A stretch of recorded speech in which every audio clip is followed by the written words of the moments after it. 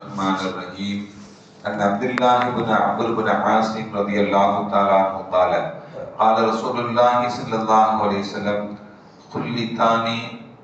خصلتان لا يحصيهما رجل مسلم إلا دخل الجنة ألا وهما يسير ومن يعمل بهما قليل.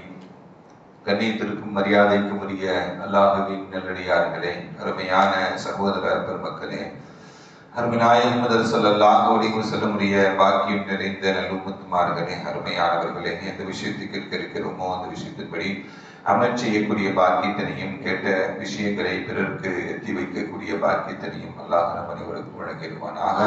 நம்முடைய வாழ்நாட்களை அல்லாஹ் ஆரோக்கியமான வாழ்நாட்களாக ஆக்கி தருவானாக. மருத்துவமனைகளுக்கு செல்லாத காலங்களாக ஆக்கி தருவானாக. மருத்துவமனை செலவினங்களிலிருந்து அல்லாஹ் நம் அனைவரையும் முழுமையான பாதுகாப்பானாக. எல்லா விதமான ஆபத்துகள், விபத்துகள், பலாய் முசீபத்துகள், பரவக்கூடிய தொற்று நோய்கள், அனைத்து விதமான பாவ செயல்களிலிருந்தும் அல்லாஹ் நம் அனைவரையும் முழுமையானவர்கள் பாதுகாத்து நிம்மதியான, அமைதியான, ராகத்தான, சந்தோஷமான, மகிழ்ச்சியான வாழ்க்கை இந்த உலகத்திலும் நாளை மறு உலகத்திலும் அல்லாஹ் இல்லாமல் வழங்கிடுவானாக. நம்முடைய ஹலாலான ஹாஜத்துகள் அனைத்தையும் அல்லாஹ் நிறைவேற்றி தந்தர முடிவானாக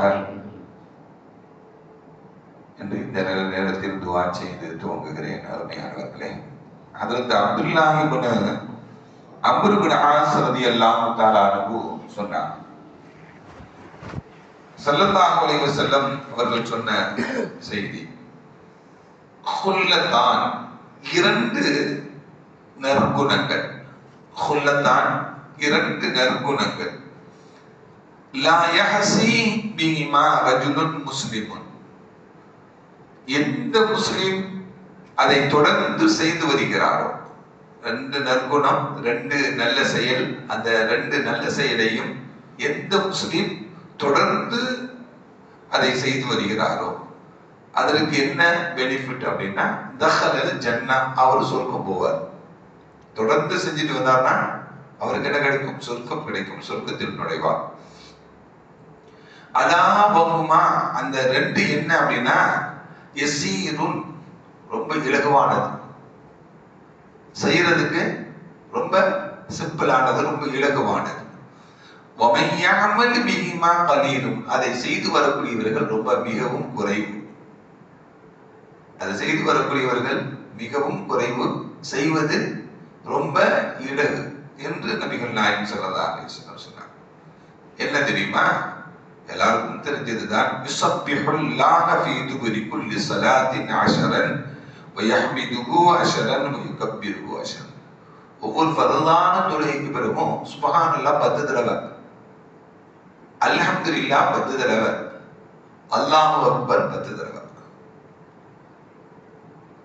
தொழுகை முடிஞ்ச உடனே சுப்ஹானல்லாஹ் 10 தடவை, அல்ஹம்துலில்லாஹ் 10 தடவை, அல்லாஹு அக்பர் 10 தடவை. எத்தனை ஆச்சு? கவுண்டிங் 30. 5 வக்துக்கு 5 15 150, 150.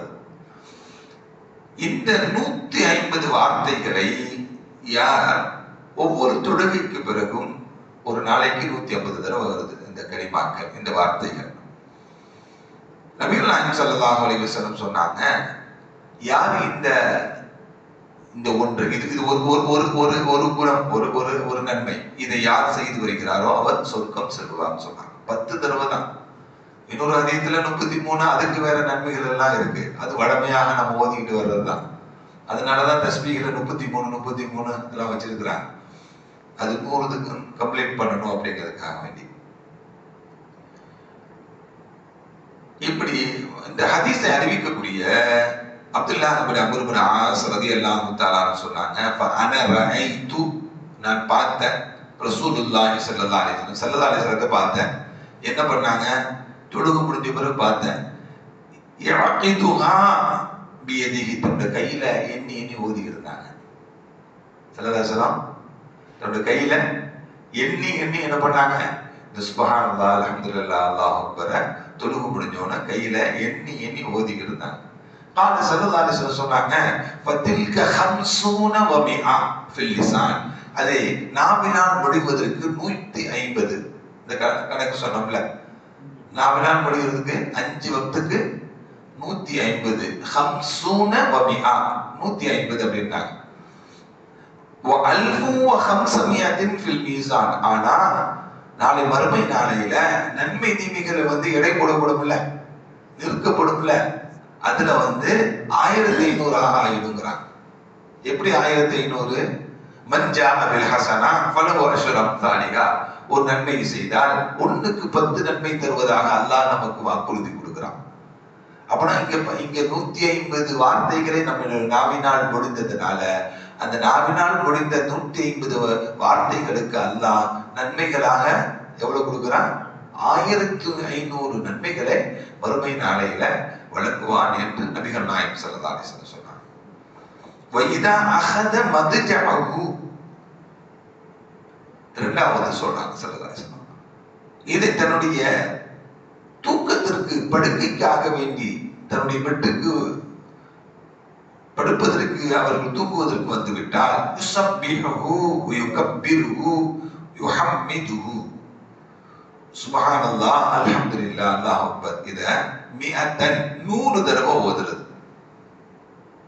100னா சுப்ஹானல்லாஹ் 33, அல்ஹம்துலில்லாஹ் 33, அல்லாஹு அக்பர் 34. இப்படி 33 34 இப்படி 100 தடவை 100 தடவை யார் ஓதுகிறாரோ ஃபத்தில்க பிஆபில் லிசான், அது நாவினால் முடிவதற்கு 100 வார்த்தைகள். அது வஅல்ஃபு ஃபில் மீசான், நாளை மறுமை நாளையில மீசான்ல எடை போடும் பொழுது அது 1000ஆக ஆகிவிடும். வஅல்ஃபு ஃபில் மீசான் என்று ஸல்லல்லாஹு சொன்னாங்க. ஃபஅய்யுக்கும் யஅமலு ஃபில் யௌமி வல் லைலா அல்ஃபீன ஹம்ஸ சய்யா, உங்கள ஒரு ஆள் இரவு பகலாக 2500 பாவங்களை செய்வாங்களா அப்படின்னு கேட்கிறாங்க ஸல்லல்லாஹு அலைஹி வஸல்லம். ஒரு நாளைக்கு இரவு பகலாக 2500 பாவங்களை யாராவது செய்வாங்களான்னு கேட்டாங்க.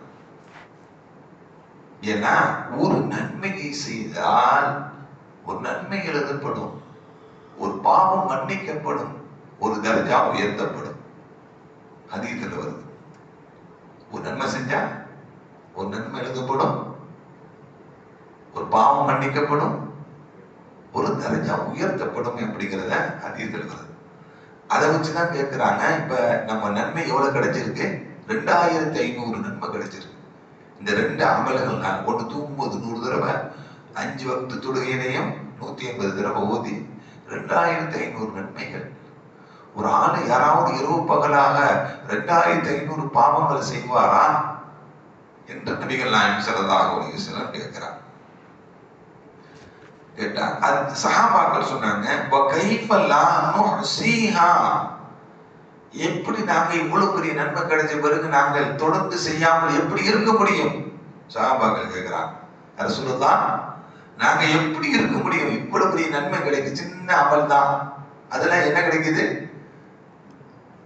பெரிய நன்மைகள் கிடைக்கிறது, எப்படி நாங்கள் தொடர்ந்து செய்யாமல் இருக்க முடியும்? ஸல்லல்லாஹு சொல்லுவாங்க, நிறைய பேர் செய்ய மாட்டேன்னு ஆரம்பத்தில் சொன்னாங்க.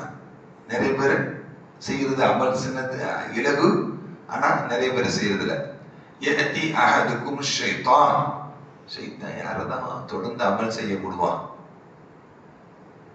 யஅதி அஹதுக்கும், உங்கள ஒருவர் தொழுதுகிட்டு இருக்கும் பொழுது ஷைத்தான் வருவான். வஹுவ ஃபி ஸலாத்திஹி, தொழுகையில் இருக்கும் பொழுதே வந்துருவான். தொழுகையில தக்பீர் கட்டினோனே எத்தனை ஞாபகங்கள், ஊதுக்குர் கதா, அதை பாத்தியாப்பா, இதை பாத்தியாப்பா, இதை பாத்தி, தொழுகையில தக்பீர் கட்டின பிறகுதான் எல்லாமே மறந்து போனதெல்லாம் ஞாபகம் வரும். எல்லாருக்கும் தான்.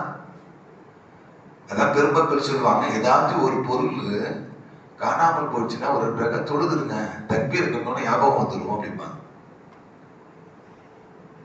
ஒரு பொருள் என்ன பண்ணணும்? தக்பீரை கட்டிட்டாலே எங்க போயிடும், மறந்ததெல்லாம் ஞாபகப்படுத்திடுவான் ஷைத்தான் அப்படின்னு சொல்லுவான். இப்படி தொழுகையில போய் நீங்க நின்னீங்கன்னா ஷைத்தான் வந்து ஊதுக்குர் கதா, இதை ஞாபகப்படுத்துவான், அதை ஞாபகப்படுத்தி இதை ஞாபகப்படுத்துவான்.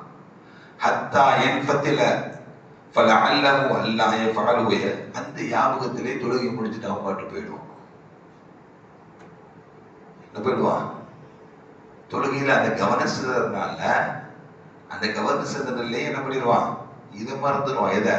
10 தடவை சுப்ஹானல்லாஹ் சொல்றத இத்தனை பேர் ஒரு சலாம் கொடுத்துட்டு 2ஆம் சலாம் கூட சொல்றாங்களான்னு தெரியல. அடிச்சு பிடிச்சு ஓடுறவங்க எத்தனை பேர் இருக்காங்க? என்ன அல்லாஹ் பாதுகாக்க வேண்டும். அதே ஞாபகத்தில் அவன் படுக்கிறதுக்கு வந்தாலும் ஃபலா யஸூலு யுனம்முஹு ஹத்தா யனாம், நேரா அந்த ஞாபகத்திலே வந்து தூங்கவும் செஞ்சிருவான் அப்படின்னு சொல்லி ஸல்லல்லாஹு அலைஹி வஸல்லம் சொல்றாங்க. ஷைத்தான் மறக்கடிச்சிருவாங்கிறாங்க ஷார்ட்டா சொல்லணும்னா. அதனால வடமையாக இது யார் செய்து வருகிறாரோ இந்த நன்மைகளை, அவருக்கு என்ன கிடைக்கும்? தஹலல் ஜன்னah, அவர் சொர்க்கம் செல்வார். அமல் சின்னதுதான், தொடர்படியாக செய்யணும். சின்ன அமலுக்கு நன்மைகள் நிறைய. அதனால தொடர்ந்து செய்யக்கூடியவர்களுக்கு அவருக்கு நமக்கு பெரும் பாக்கியம் கிடைக்கிறது என்பதை தான் நபிகள் நாயகம் ஸல்லல்லாஹு அலைஹி வஸல்லம் சொல்லித் தரக்கூடிய இந்த ஹதீஸ் திருமிதி, அபூ தாவூத், நசாயி போன்ற கிதாபுகளில் இடம்பெற்றிருக்கக்கூடிய செய்தி. வல்லல்லாஹ்